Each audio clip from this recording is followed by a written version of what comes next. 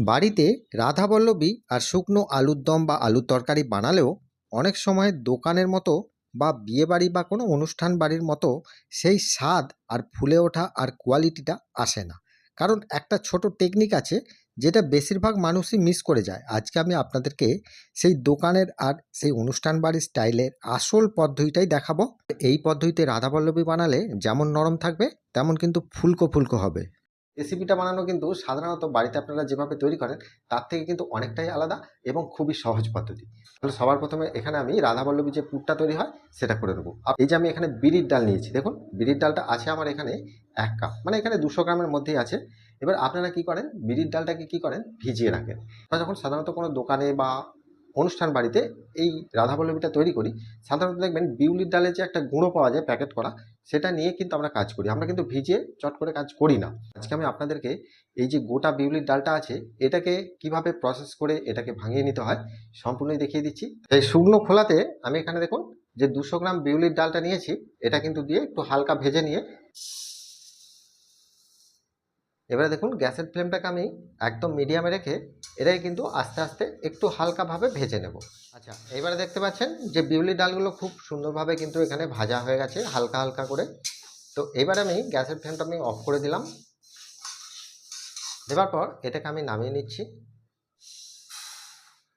এবারে দেখুন এটা একটু ভালো করে ঠান্ডা করে নেওয়ার পর আমি এখানে মিক্সিতে এটাকে ভালো করে গুঁড়িয়ে নেব। তাহলে এবার দেখুন ময়দার ডোটা মাখার জন্য আমি এখানে একটা মিক্সিং বোল নিয়ে নিচ্ছি। আচ্ছা, ময়দাটা মাখার জন্য আমি এখানে 500 গ্রাম ময়দা তৈরি করব, সেজন্য আমি 4 কাপ এখানে মেজারিং কাপে 4 কাপ দিয়ে দিচ্ছি। তাহলে এখানে 500 গ্রাম ময়দা কিন্তু হয়ে যাবে।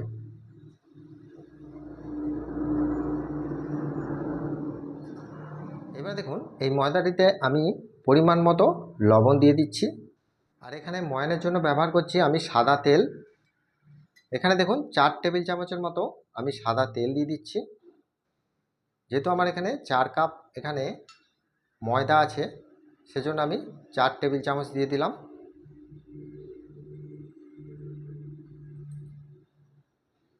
এবারে ময়দাটিকে ভালো করে আমি ময়ান দিয়ে নেব। দেখতে পাচ্ছেন এটা খুব সুন্দরভাবে কিন্তু আমি এটা ময়ান দিয়ে নিয়েছি। এবার এখানে আমি জল দেব, জল দিয়ে মাখবো। এখানে জলটাকে একটু হালকা কুসুম গরম জল করে নেবেন, তাহলে কিন্তু খুব সুন্দরভাবে এটা মাখা যাবে। আর আপনারা চাইলে নর্মাল জল দিয়েও মাখতে পারেন, তাতেও কোনো সমস্যা নেই। আমি 1 কাপ করে কতটা জল নিচ্ছি, প্রথমে আমি 1 কাপ জলই দিয়ে দিলাম। আরও 1 কাপ জল নিয়েছি, দিয়ে কতটা জল দিয়ে আমি মাখছি আর কতটা বেঁচে যাচ্ছে সেটাও দেখিয়ে দিচ্ছি।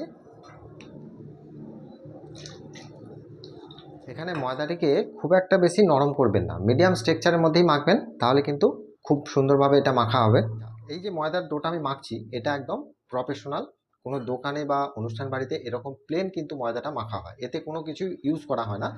এইভাবে কিন্তু করলে কি হবে, একদম টেস্টটা কিন্তু একদম রাধাবল্লভীর অরিজিনাল টেস্ট আপনারা পাবেন। এবার দেখতে পাচ্ছেন এটা আমি একদম পারফেক্টভাবে মেখে নিয়েছি, খুব বেশি নরমও করিনি আবার খুব বেশি শক্তও নয়, মিডিয়ামভাবেই কিন্তু মাখা আছে।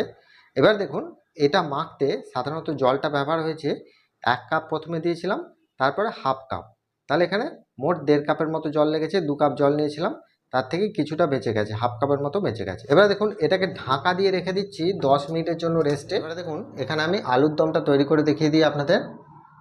এর জন্য আমি একটা কড়া বসিয়ে দিলাম। আচ্ছা, এবারে দেখুন আমি এই কড়াতে দিয়ে দিচ্ছি সরষের তেল।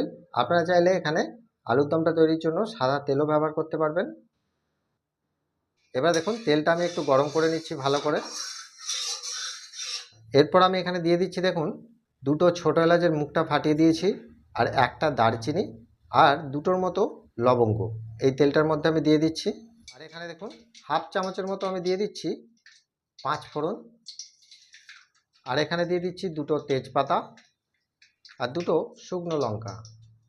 এবারে এগুলোকে আমি খুব ভালো করে একবার ভেজে নেব। এবার এখানে আমি আদা লঙ্কা পেস্ট করে নিয়েছি দেখতেই পাচ্ছেন। তো এখানে আমি 2 চামচের মতো আদা লঙ্কা পেস্ট করা দিয়ে দিলাম। আচ্ছা, এবারে দেখুন এটাকে ভালো করে ভেজে নেব। আদা লঙ্কাটা খুব সুন্দরভাবে ভাজা হয়ে গেলে এতে আমি মশলাগুলো দিয়ে দিচ্ছি। আচ্ছা, এখানে আমি দিয়ে দিচ্ছি পরিমাণ মতো হলুদ। হলুদ গুঁড়ো দিয়ে দিলাম, আর অল্প করে একটু লঙ্কার গুঁড়ো, আর এখানে একটু অল্প করে জিরে গুঁড়ো। এবার এটাকে খুব ভালো করে একবার কষে নিতে হবে। আচ্ছা, এবারে দেখুন টমেটোটা দিতে ভুলে গিয়েছিলাম, সেজন্য টমেটোটা আমি এখানে দিয়ে দিলাম অল্প করে। দুটোর মতো টমেটো আমি কুচিয়ে নিয়েছি। আচ্ছা, এবার আমি এখানে টেস্ট অনুযায়ী লবণটা দিয়ে দিচ্ছি।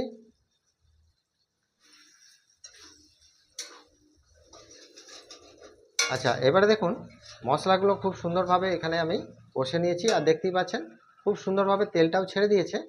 এই সময় আমি অল্প করে একটু জল দিয়ে দেব।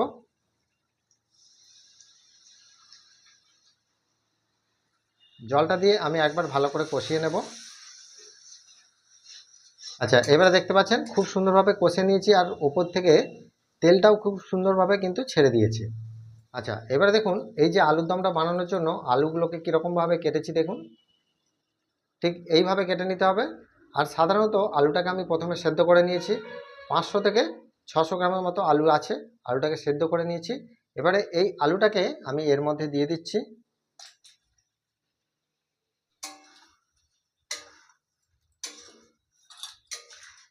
আচ্ছা, আলুটা দিয়ে দেওয়ার পর আমি এখানে টেস্ট অনুযায়ী কিন্তু এখানে চিনিটা দিয়ে দিলাম অল্প করে। এবার এটাকে একটু গ্যাসের ফ্লেম লো রেখে ভালো করে একটু কষিয়ে নিতে হবে। এটাকে একটু ভালো করে কষে নিতে হবে, একটু শুকনো শুকনো করলে খেতে ভালো লাগবে, সেজন্য আমি একটু শুকনো শুকনো করে নিচ্ছি। এবার এখানে আমি দিয়ে দিচ্ছি অল্প করে একটু ধনেপাতা। আচ্ছা, এবার এখানে আমি অল্প করে দিয়ে দিচ্ছি একটু গরম মশলা। এই গরম মশলাটা আপনি নাও দিতে পারেন, কারণ প্রথমে আমি কিন্তু গরম মশলা দিয়ে রেখেছি। এবার এটাকে খুব ভালো করে আমি মিশিয়ে নেব।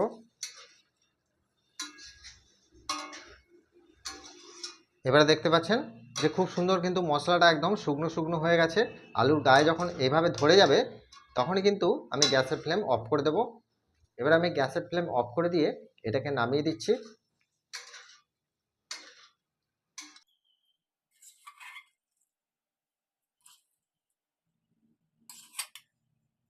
এবার দেখতে পাচ্ছেন তরকারি আমার একদম রেডি, আলুর দম। এটাকে আমি রেখে দিচ্ছি সাইডে। এবারে দেখুন আমি এখানে বিউলির ডালটাকে খুব সুন্দর করে আমি গুঁড়ো করে নিয়েছি, আপনারা নিশ্চয়ই দেখতে পাচ্ছেন। এটা যদি একটু হালকা দানাও থাকে তাতেও কোনো সমস্যা নেই, আবার যদি খুব মিহি হয়ে যায় তাতেও কোনো সমস্যা নেই। এটা একদম পারফেক্টভাবে করে নিয়েছি।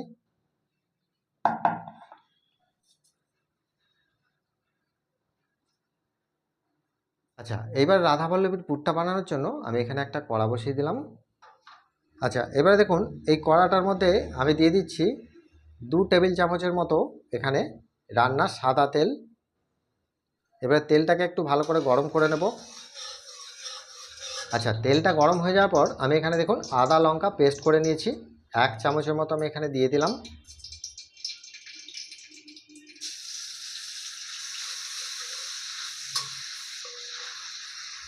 আচ্ছা, এখানে আমি অল্প করে একটু হিং দিয়ে দিচ্ছি।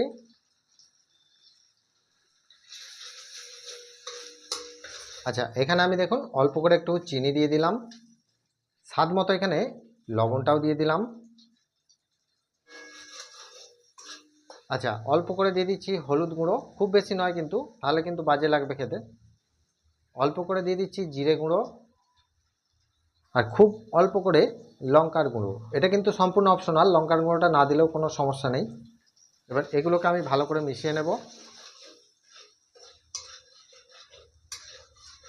মশলাটা সাধারণত দেখবেন যে উপর থেকে যখন তেলটা ছেড়ে দেবে তখনই বুঝতে পারবেন যে মশলাটা ভাজা হয়ে গেছে, যে মশলাটা খুব সুন্দর ভাজা হয়ে গেছে, আর ওপর থেকে তেলটাও ছেড়ে দিচ্ছে।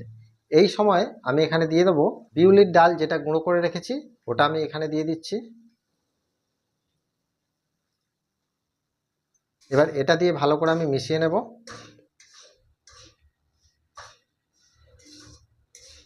এটা মেশানোর সময় দেখবেন কড়ার তলায় লেগে যাবে, সেজন্য অল্প করে একটু জল দিয়ে দেবেন। এই জলটা কিন্তু মেশাতে মেশাতে আপনাদেরকে বুঝতে হবে যে জলটা কতটা লাগবে। জলটা কিন্তু একবারে খুব বেশি দিয়ে দিলে হবে না, আমি এখানে দেখুন পরপর দিচ্ছি। এটা আপনাদেরকে বুঝে নিতে হবে যে জলটা কতটা লাগতে পারে। আমি এখানে খুব বেশি ভিজিয়ে নেব না, মোটামুটি একটু শুকনো শুকনো টাইপের করব। আর তো কড়ার তলায় যাতে লেগে না যায় সেজন্য জলটা এখানে অল্প অল্প করে দিতে হবে।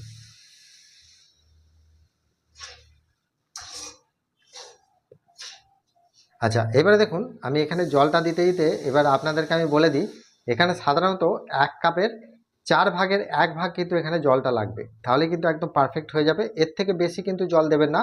আমি এখানে 1 কাপের 1/4 ভাগ জল ব্যবহার করেছি অল্প অল্প করে দিয়ে। দেখতেই পাচ্ছেন এটা কিন্তু খুব সুন্দরভাবে এক এক জায়গায় দলা বেঁধে যাচ্ছে।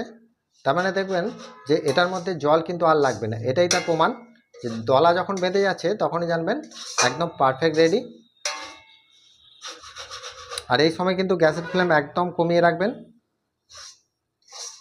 এরপর দেখুন এটা মোটামুটি এটা রেডি হয়ে যাওয়ার পর আমি নামানোর আগের মুহূর্তে এখানে 2 চা চামচের মতো ছাতু দিয়ে দিচ্ছি। ছাতুটা দিলে কিন্তু এর টেস্টটা কিন্তু খুব ভালো আসবে, কিন্তু এর থেকে বেশি কিন্তু দেওয়া যাবে না, 2 চা চামচ। এবার এই ছাতুটা দিয়ে খুব সুন্দরভাবে এটাকে আমি মিশিয়ে নিচ্ছি।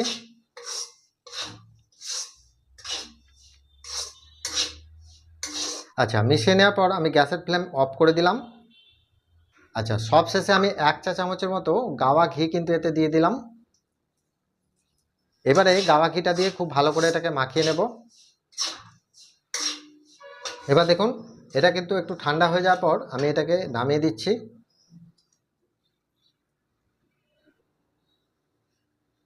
আচ্ছা, এই পুরটার মধ্যে দেখুন এখানে আমি বেকিং সোডাটা দিচ্ছি, বেকিং পাউডার নয়। চামচের পেছন দিক করে আমি 2বার দিয়ে দেবো, খুব বেশি দিলে কিন্তু হবে না।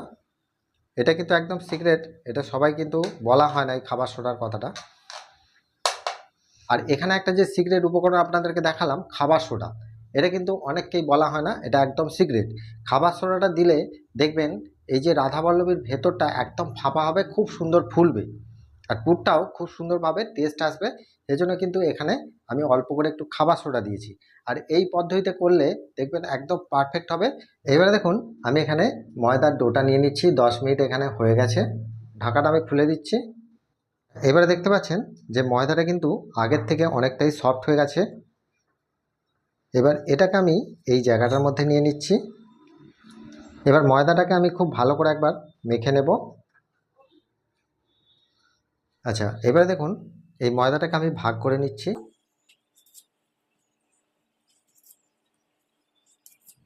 এবারে এর থেকে আমি লেচিগুলো তৈরি করে নিচ্ছি। আচ্ছা, এখানে দেখুন আমি একটু মিডিয়াম সাইজ করে নিচ্ছি, বা রাধাবল্লভীগুলো সাধারণত একটু মিডিয়াম বা একটু বড় সাইজ হলে তবে কিন্তু দেখতে ভালো লাগে। সেজন্য আমি এই সাইজটাই করে নিচ্ছি। সাধারণত অনুষ্ঠান বাড়িতে কিন্তু এই সাইজটাই করা হয়।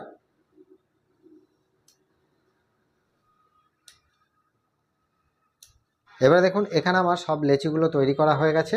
এবার এগুলোকে আমি একটু সাইড করে দিলাম। এবার আমি এখানে নিয়ে নিচ্ছি যে পুরটা রেডি করে রেখেছি। দেখুন এটা কিন্তু অনেকটা ঠান্ডা হয়ে গেছে। আর হাতে করে নিয়ে এরকম দেখবেন যদি ডালা বেঁধে যায় তাহলে ভালো, আর যদি খুব শুকনো লাগে তাহলে এখানে আরও 1 চামচের মতো একটু গাওয়া ঘি দিয়ে দেবেন। আমি এখানে অল্প করে একটু গাওয়া ঘি দিয়ে দিচ্ছি। খুব শুকনো মনে হয় সেক্ষেত্রে আপনারা একটু জল দিতে পারেন অল্প করে। এই জন্য আমি 1 চামচের মতো জল দিয়ে দিলাম।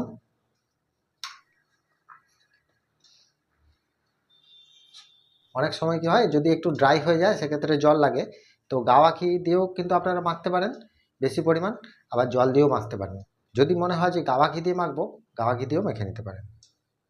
আচ্ছা, এইবারে দেখুন মাখতে মাখতে আপনারা নিশ্চয়ই দেখতে পাচ্ছেন যে এটা কিন্তু খুব সুন্দর এরকমভাবে একটা দলা পাকানো যাচ্ছে। দেখতে পাচ্ছেন দলা পাকানো যাচ্ছে, আর এটা ফেটেও যাচ্ছে না। তার মানে এটা বুঝতে হবে যে এই পুরটা কিন্তু এখন পারফেক্ট সেট হয়ে গেছে। এর থেকে কিন্তু এতে বেশি পরিমাণ জলও দেওয়া যাবে না, বা এর থেকে ড্রাইও করে নেওয়া যাবে না। এইবারে দেখুন রাধাবল্লভীর আমি এখানে মডেলটা তৈরি করব। তার জন্য দেখুন আমি এখানে একটা লেচি নিয়ে নিলাম। এবারে এটাকে আমি হাতের মধ্যে রেখে খুব ভালো করে একবার পাকিয়ে নেব।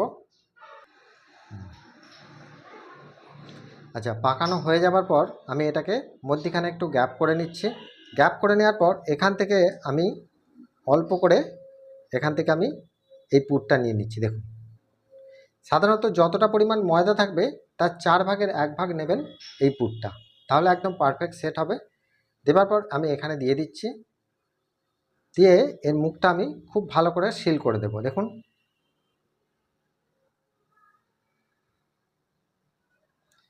সিল করে দেওয়ার পর এটাকে আমি এইভাবে প্রেস করে দিচ্ছি।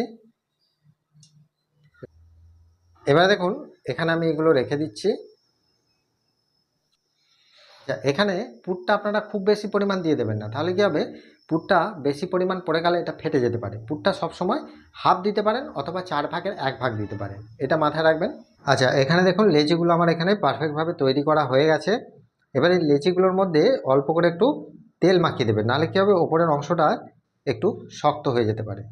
এগুলো আমি বেলে ভেজে নেওয়ার জন্য আমি এখানে সাদা তেলটা বসিয়ে দিয়েছি। তেলটা আমি ভালো করে গরম করে নিয়েছি, সাধারণত যেরকম গরম করা হয় লুচি ভাজা বা রাধাবল্লভী কচুরি যেরকম তেলে ভাজা হয় সেরকম কিন্তু আমি হিট করে নিয়েছি। আচ্ছা, এবারে দেখুন এখান থেকে একটা লেচি নিয়েছি, নিয়ে এটাকে আমি খুব ভালো করে একবার পাকিয়ে নেব। আচ্ছা, এখানে একটু অল্প করে তেল মাখিয়ে দিলাম, নিতে পারেন। এবার এটাকে আমি বেলে নিচ্ছি।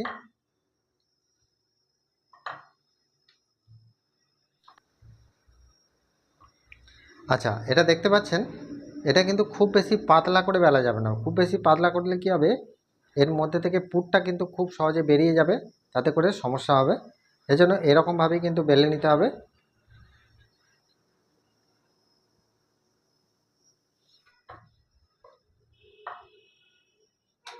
দেখুন অল্প করে আমি বেলে নিয়েছি, এগুলো আমি ভেজে নিচ্ছি দেখুন। আচ্ছা, এবারে দেখুন তেলটা এখানে খুব গরম হয়ে গেছে, দেখতে পাচ্ছেন পারফেক্টভাবে গরম হয়ে গেছে।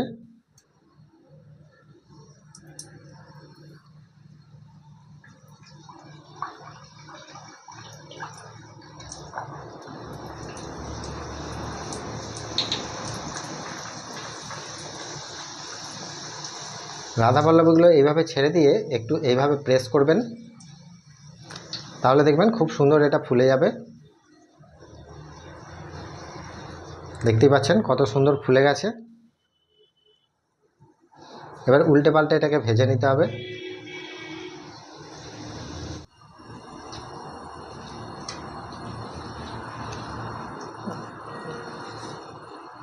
এবার দেখুন এটাকে আমি খুব লাল লাল করে ভেজে নিয়েছি, দেখতেই পাচ্ছেন।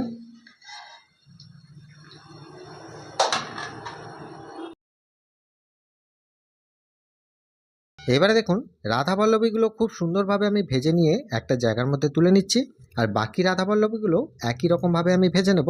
আর একটু লাল লাল করে ভাজলে কী হবে, খুব সুন্দর দেখবেন ফুলকো ভাবটা থাকবে, আর খাবার সময় দেখবেন খুব সুন্দর একটা মুচমুচে ভাব। এই রকমভাবে আমি সব রাধাবল্লভীগুলো ভেজে নিয়েছি, আর আলুর তরকারিটা এখানে রেডি হয়ে গেছে। এবারে দেখুন রাধাবল্লভীগুলো একদম মিষ্টির দোকান আর সাধারণত বিয়ে বাড়ি বা কোনো অনুষ্ঠান বাড়ির মতোই কিন্তু হয়েছে। এবার একটা ভেঙে দেখালে আপনারা বুঝতে পারবেন ভেতরের অংশটা দেখুন কতটা ফুলকো হয়েছে, যে ভেতরের অংশটা একদম ফাঁপা। এটা মুখে দিলেই মিলিয়ে যাবে, এত সুন্দর টেস্ট। আর এখানে আলুর দমটা দেখুন কতটা নরম হয়েছে। এখানে কিন্তু আলুগুলোকে খুব বেশি সিদ্ধ করে নেবেন না, এরকম একটু হালকা সিদ্ধ করে তারপরে যখন কষবেন দেখবেন একটা আলুও কিন্তু গা ফাটবে না, গা ছেড়ে যাবে না, এরকম কিন্তু গোটা গোটা থাকবে, অথচ নরম তুলতুলে, মুখে দিলেই মিলিয়ে যাবে। এটা যদি আপনি একবার খান বারবার বানিয়ে খেতে হবে। আর এই পদ্ধতিতে বানালে আপনি একদম মিষ্টির দোকান আর বিয়েবাড়ি বা কোনো অনুষ্ঠান বাড়ির মতো টেস্টটা অরিজিনালভাবে পাবেন। এবার দেখুন আমার মেয়ে কিন্তু খেয়ে বলে দিয়েছে যে রাধাবল্লভীটা খুবই টেস্টফুল হয়েছে, দেখেই বুঝতে পারছেন। একবার হলো বাড়িতে এই রেসিপিটা একবার ট্রাই করে দেখুন, একদম মিষ্টির দোকান আর অনুষ্ঠান বাড়ির মতোই কিন্তু হবে। তাহলে বন্ধুরা আজকে রেসিপিটা আপনাদের যদি ভালো লেগে থাকে তাহলে আমাকে প্রত্যেকবারের মতো কমেন্ট করে জানাবেন, আর ভিডিওটা দেখার পর একটা লাইক করবেন, আর বন্ধুদের মাঝে অবশ্যই শেয়ার করবেন। ভালো থাকবেন, সুস্থ থাকবেন, দেখা হচ্ছে আবার অন্য কোনো মিষ্টি রেসিপি নিয়ে। নমস্কার।